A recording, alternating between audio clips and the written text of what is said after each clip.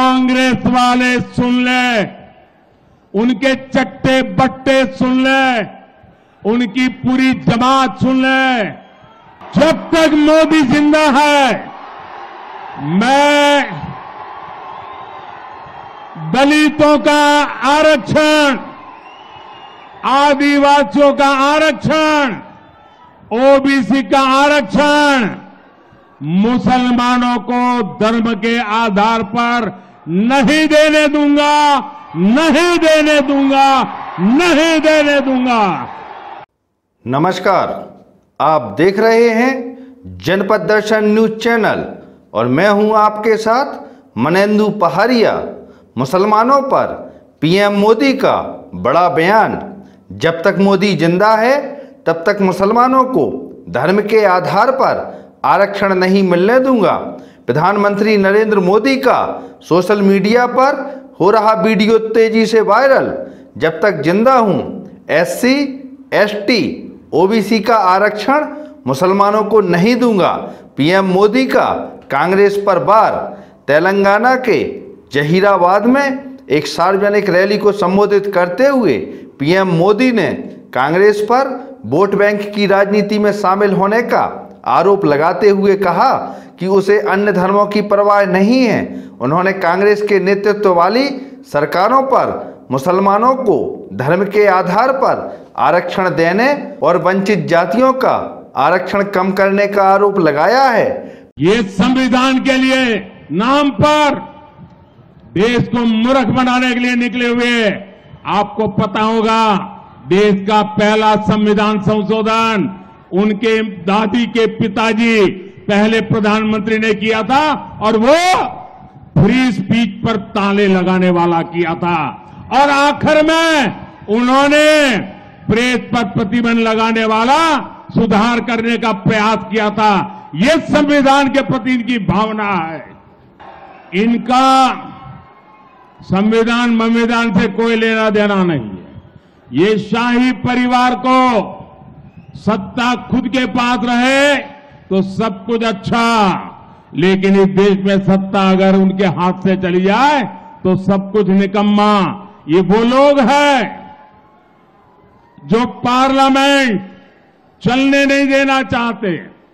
ये वो लोग हैं जो चुनाव में इलेक्शन कमीशन, जो परंपरा है नियुक्ति की, अब इलेक्शन कमीशन पे सवाल उठाते हैं।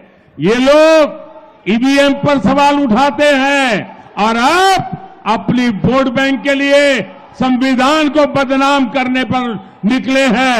लेकिन कांग्रेस वाले सुन ले, उनके चट्टे बट्टे सुन ले, उनकी पूरी जमात सुन ले।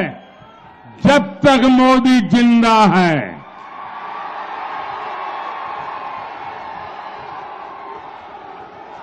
जब तक मोदी जिंदा है, मैं संविधान का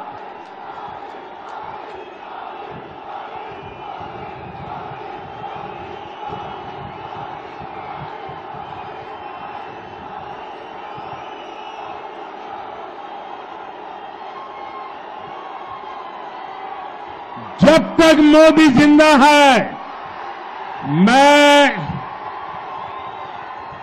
दलितों का आरक्षण, आदिवासियों का आरक्षण, ओबीसी का आरक्षण, मुसलमानों को धर्म के आधार पर नहीं देने दूंगा, नहीं देने दूंगा, नहीं देने दूंगा।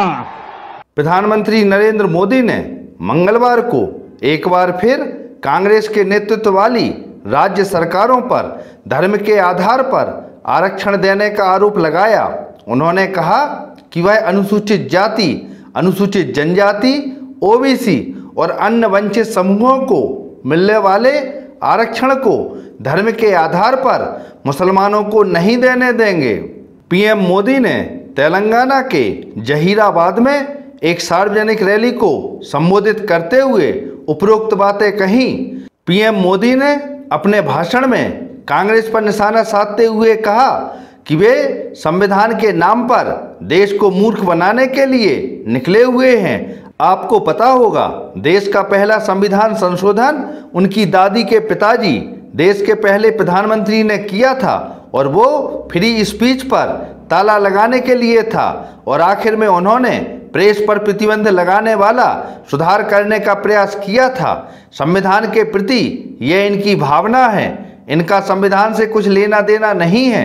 शाही परिवार के लिए सत्ता इनके पास रहे तो सब कुछ अच्छा और उनके हाथ से चली जाए तो सब कुछ निकम्मा।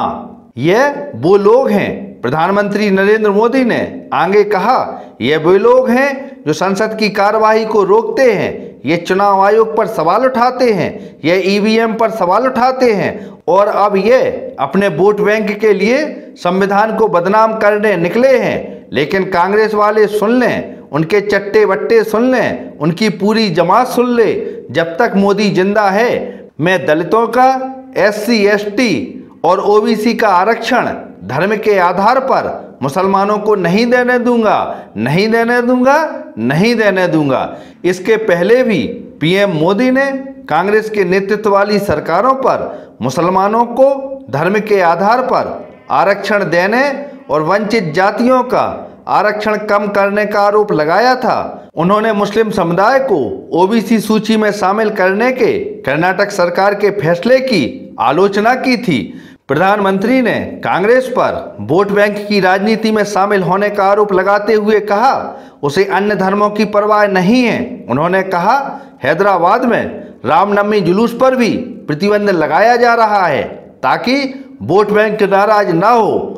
जहांगीराबाद की रैली में PM मोदी ने कहा, जब पूरी दुनिया प्रगति कर रही थी तब भारत को कांग्रेस ने भ्रष्टाचार की बेड़ियों में जकड़ दिया था। दुनिया आर्थिक प्रगति कर रही थी लेकिन भारत पॉलिसी पैरालिसिस का शिकार था। NDA ने बड़ी मेहनत से भारत को उस मुश्किल दौर से बाहर निकाला है, लेकिन कांग्रेस फिर से देश को उन्हीं पुराने दिनों में ले जाना चाहती है। अगर कांग्रेस सत्ता में आई, कांग्रेस विरासत पर टैक्स लगाकर आपकी 55% संपत्ति पर कब्जे की योजना बना रही है।